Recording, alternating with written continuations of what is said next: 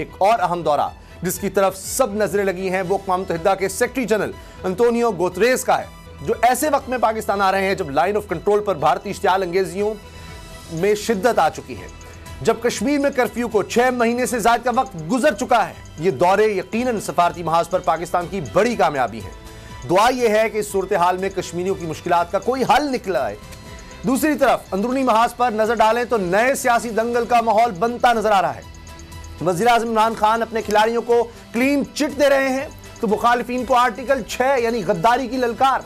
वज़ीर आज़म का यह बयान कि मौलाना फजलुर रहमान के खिलाफ आर्टिकल 6 का मुकदमा बनना चाहिए। सवाल यह है कि यह सिर्फ सियासी बयान है या फिर वाकई हुकूमत ऐसा कुछ करने का सोच रही है। यह जो कुछ भी है, इस ईंट का जवाब जमीयत उलमा इस्लाम ने पत्थर की सूरत दिया है। अब्दुल गफूर हैदरी ने कि यह तजर्बा हुकूमत को महंगा पड़ेगा, जबकि असद महमूद कहते हैं हिम्मत है तो ऐसा करके दिखाएं। सियासत में बढ़ती ये तलखियां क्या आने वाले किसी तूफान का पेश खैमा है या फिर रूटीन की सियासी फुलझड़ियां? आज इस पर बात करेंगे और नैब के वारंट गिरफ्तारी और सोशल मीडिया कवानीन की भी खबर लेंगे। हमारे साथ है असद खरल साहब और बाबर डोगर साहब, लेकिन पहले आज के हवाले से, आज के तारीखी दिन के हवाले से ये रिपोर्ट देखिए।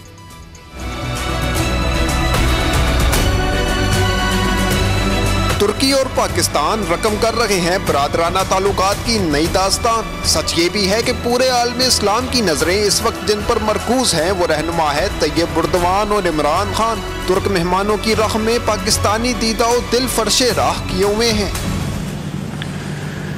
अल्लाहु अकबर। इस अखुव्वत और मोहब्बत का एक नज़ारा उस वक्त भी देखने को मिला जब तुर्क सदर पार्लियामेंट के मुश्तरका इजलास से खिताब के लिए पहुंचे, जहां वजीर आज़म इमरान खान ने इनका रेड कारपेट इस्तकबाल किया।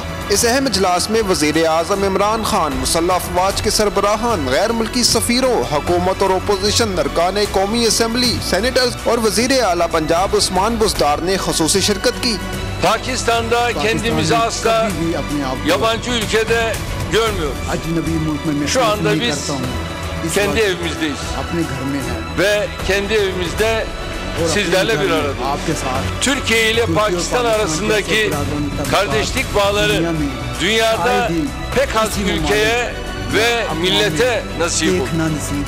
Pakistan'ın acısını acımız, sevincini sevincimiz, başarısını da kendi başarımız olarak görüyoruz.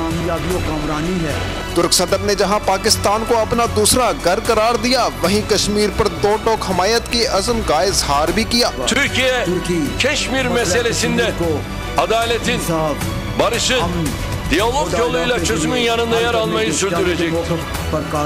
यही नहीं, तैयब उर्दवान पाकिस्तानियों की तुर्की से मोहब्बत का जिक्र करना भी नहीं भूले। इनका कहना था कि कश्मीर हो या फिर FATF मामला, तुर्की पाकिस्तान की हर मुमकिन मदद करेगा। Bu çerçevede güncel bir konu olan mali eylem görev gücü toplantılarında siyasi baskı altına alınmak istenen Pakistan'a destek vereceğimizi de özellikle ifade etmek istiyorum. तुर्क सदर ने फ़लस्तीन के मजलूम अवाम के लिए मिलकर कोशिशें करने की जरूरत पर भी जोर दिया। Malum gerek Sayın Trump ve Netanyahu arasındaki Kudüs'le ilgili atılan adımda Orta Doğu'da son asrın, yüzyılın barış planı diye yutturulan plan bir barış planı değil, bir işgal projesidir. रजब तैयब उर्दवान का पाकिस्तानी पार्लियामेंट के मुश्तरका इजलास से ये चौथा खिताब है। इससे पहले वो बतौर वजीर आज़म 2 बार और बतौर सदर 1 बार पाकिस्तान की पार्लियामेंट से खिताब कर चुके हैं।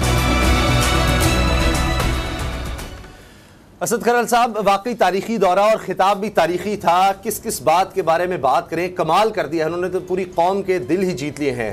जो कश्मीर पर मौक़िफ़ पाकिस्तान का है, तुर्की कह रहा है, तुर्की का सदर कह रहा है और बड़ी ताकतवर शख्सियत तुर्की कह रही है कि वही मौक़िफ़ हमारा है। आपका दुख दर्द कामयाबी कश्मीर के साथ साथ उन्होंने कहा पाकिस्तान का दुख दर्द और कामयाबी जो है वो तुर्की की कामयाबी है, और तारीखी तौर पर हवाले देकर उन्होंने कहा।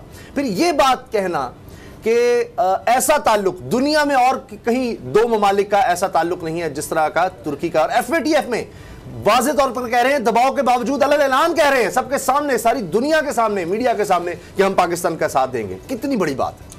मैं समझता हूँ उसामा साहब 70 साल से जो पाकिस्तान और तुर्की का जो अखुवत का निशान है और तुर्की और पाकिस्तान के जो तल्लुकात हैं, मुझे आज वो वक्त याद आ रहा है जब हम स्कूल में टाट स्कूल में पढ़ते थे उसामा साहब। जी जी। तो उस सिलेबस के अंदर हम कहानियाँ पढ़ते थे, पाक तुर्क दोस्ती, उसके ऊपर चैप्टर्स होते थे और वो आज भी मुझे अल्फाज कि हिमालय से ऊंची और समुद्रों से गहरी, वो तो आज से 3 दहाइयाँ वो किताबों में तो अब गायब हो गए सिलेबस, लेकिन कहीं नज़र नहीं आ रहा था। आज मुझे वो ज़बाना तालब इल्मी जो बचपना है वो याद आया उसामा साहब, और उसकी झलक नज़र आई आज मुझे, उसका अमली नमूना नज़र आया। उन्होंने कहा कि मैं लाहौर के उन लोगों को, उन पाकिस्तानियों को जो एहतजाज हुआ तुर्की की सॉलिडारिटी के लिए, हम भूले नहीं हैं। लाहौर में लोगों ने जो अपना पेट काटा तुर्की के लिए, हम भूले नहीं हैं। इलामा इकबाल ने जो खिताब किया और तकरीर लिखी, वो भी हमें याद है, आज तक याद है। उन्होंने कौमी तराना के अल्फाज भी, हफीज जलंधरी के शेर जो अपनी तकरीर का इख्तिताम भी उसके साथ पाक सरजमीन शादबाद, वो भी उन्होंने दोहराया। इलामा इकबाल उनका हमारे मौसन है, पाकिस्तानियों का उनका हम कर्ज नहीं उतार सकते। ये कितनी बड़ी बात है, बड़ी बात। आज तक उन्होंने कहा कि कितने तुर्की के आए सरबराह मुल्क, कितने पाकिस्तान के आए बड़े बड़े जो नाम नहाद और 3-3 4-4 बार बारियां लेने वाले, और हमारे तो जी तुर्की से बड़े दोस्ती हैं, आनियां जानियां भी आप देखते थे, अरबों खरबों की टीटियां भी निकल रही थी, कारोबार भी इधर उधर के। लेकिन ये होती है लीडर। जब जुमा की नमाज के लिए इमामत की वान सदर में उनको दावत दी गई, और उससे पहले भी जब उनका ये, मैं आज खुशकिस्मती महसूस कर रहा हूं, हम खुशकिस्मत हैं कि आलम इस्लाम के 2 ताकतवर जो लीडर है, 2 मुल्क हैं, एक जान है। बड़ी बात। मैं समझता हूं कि जो ये उन्होंने इतना बड़ा पन का मुजाहरा किया है कि दुनिया की 9th जो लार्जेस्ट इकोनॉमी है जितनी, उसके बाद इन्वेस्टमेंट जिस तरह की अभी खबरें आ रही, $5 अरब तक की इन्वेस्टमेंट की बात हो रही है। और उसमें यह नहीं है कि फिर स्किल्स के हवाले से फिर दोहरी, हाँ, पाकिस्तान के लिए स्पेशल स्टेटस का, कि पाकिस्तान को उन्होंने अपने कवानीन में तरमीम करके पाकिस्तान के लिए यानी अमली इकदाम, दोहरी शरीयत का अपना कानून, क्योंकि उनके कानून में यकीनन ये पहले नहीं था कि दूसरे मुल्क की शरीयत वाला, डबल शरीयत कुछ मुल्कों में नहीं है ना, कि यानी अपने मुल्क की शरीयत सेंटर।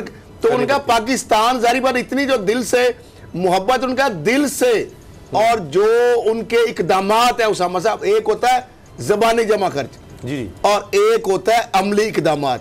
जिस तरीके से वो सारे इन्वेस्टर, अपने लोग, और जो जिस तरीके से इस्तकबाल हुआ उनका, और जो पुरतकबाक इस्तकबाल हुआ, जिस तरह तालियों की गूंज से, यानी दिलों से पूरी पार्लियामेंट के अंदर। अच्छा, और तो उसके ऊपर उन्होंने जो जवाब दिया है, जो उनके इकदामात हैं, मैं समझता पूरी पाकिस्तानी कौम को उनका एहसानमंद होना चाहिए। बिल्कुल सही। अच्छा बाबर डोगर साहब, ये बताएं, 12 MOUs साइन हुए, सियाहत भी है, ऑटोमोबाइल और दीगर, और आप क्या समझते हैं वाकई ये देखते हुए जो जिस तरह से उनका इस्तकबाल और जो कुछ उन्होंने कहा, ये ऐसी कोई और पाकिस्तान का ताल्लुक किसी और से नहीं है और तुर्की का किसी और मुल्क से नहीं है, इस तरह का ताल्लुक जो अब बन चुका है या बनता नजर आ रहा है? उसामा साहब, इससे पहले तुर्की के जो प्रेसिडेंट हैं, इनसे पहले मलेशियन प्राइम मिनिस्टर पाकिस्तान में आए, मोहम्मद बिन सलमान पाकिस्तान में आए, बड़े बड़े डेलीगेशन अपने साथ लेके आए, बेताशा MOUs साइन हुए, लेकिन वो गवर्नमेंट टू गवर्नमेंट थे। जो सऊदी अरब के जो ट्रेडर्स आए थे, जो उनके इंडस्ट्रियलिस्ट आए, बिजनेसमैन आए थे, उनके गवर्नमेंट टू गवर्नमेंट सारे एग्रीमेंट थे। और आपको पता है कि जब गवर्नमेंट टू गवर्नमेंट एग्रीमेंट्स होते हैं तो उसमें ब्यूरोक्रेटिक लिथार्जी भी है, रेटिबिज्म है, ये सारा कुछ है। यही हाल मलेशिया के साथ है कि बेताशा MOUs साइन हुए, लेकिन वो फर्दर मटीरियलाइज नहीं हो सके। अनफॉर्चुनेटली हमारी मिनिस्ट्रियाँ तैयार नहीं थी, हमारी गवर्नमेंट्स के प्रोविंशियल और फेडरल गवर्नमेंट के दरमियान आपस में इतना अच्छा कोऑर्डिनेशन नहीं था, मिनिस्ट्रीज के दरमियान इतना अच्छा कोऑर्डिनेशन नहीं था। लेकिन इस दफ़ा पाकिस्तान गवर्नमेंट ने अपनी स्ट्रेटजी को बदला है। अच्छा। इस दफ़ा गवर्नमेंट टू गवर्नमेंट जो है वो एग्रीमेंट साइन नहीं हुए, बल्कि ये बिजनेस टू बिजनेस यानी कि वहाँ के जो बिजनेसमैन आए और जो पाकिस्तान के बिजनेसमैन थे, इन्होंने आपस में एग्रीमेंट साइन किए, गवर्नमेंट इससे बाहर आ गई है। ठीक, उसका फायदा ये होगा कि जब जो बिजनेसमैन है उनके अपने इंटरेस्ट हैं। पाकिस्तान के बिजनेसमैन जो तुर्की में इन्वेस्टमेंट करना चाह रहे हैं, तुर्की के बिजनेसमैन जो पाकिस्तान में इन्वेस्टमेंट करना चाह रहे हैं, उन्होंने आपस में MOU साइन किए हैं, उन्होंने आपस में डील साइन किए हैं, गवर्नमेंट सिर्फ फैसिलिटेटर है। तो ये जो बिजनेस टू बिजनेस डील है ना, ये मटेरियलाइज होने के 100% चांसेस होते हैं, क्योंकि इसमें बिजनेसमैन खुद डायरेक्टली एक दूसरे के साथ कोऑर्डिनेट कर रहे होते हैं। तो एक और चीज़, अगर मैं अभी जो डाटा मेरे पास अवेलेबल था जो मिनिस्ट्री ऑफ कॉमर्स का है, उसमें अगर देखा जाए तो तुर्की जो है उसने जो तुर्की को पाकिस्तान जो तुर्की को एक्सपोर्ट कर रहा था चीज़ें, उसमें भी एक डिक्लाइन था, और जो तुर्की पाकिस्तान को एक्सपोर्ट कर रहा उसमें भी डिक्लाइन था। मसलन मैं आपको बताता हूँ कि 2017 में $203 मिलियन की जो पाकिस्तान जो है ना, इसने तुर्की को एक्सपोर्ट की है, 203 मिलियन की। ठीक है, जबकि 2019 में ये जो एक्सपोर्ट थी ये 173 मिलियन रह गई, कम हो गई, डाउन आ गई। बिल्कुल इसी तरह जो एक्सपोर्ट थी वो अगर आप देखें तो वो भी इसी तरह से डाउन चली गई कि वो $94 मिलियन थी और अब वो $90 मिलियन रह गई। तो ये जो ट्रेड थी पिछली गवर्नमेंट मसलन वो बड़ा क्लेम करती थी कि उनके तुर्की के साथ बड़े अच्छे ताल्लुकात हैं। तुर्की के प्रेसिडेंट लाहौर आए, यहाँ पर उनको एक तारीखी इस्तकबालिया दिया गया बादशाह मस्जिद में, लेकिन गवर्नमेंट से जो एक्सपेक्ट किया जा रहा था कि हमारा ट्रेड वॉल्यूम बेहतर होगा, वो नहीं हुआ। सब्सक्राइब करें और बेल दबाएं ताकि कोई खबर रह न जाए।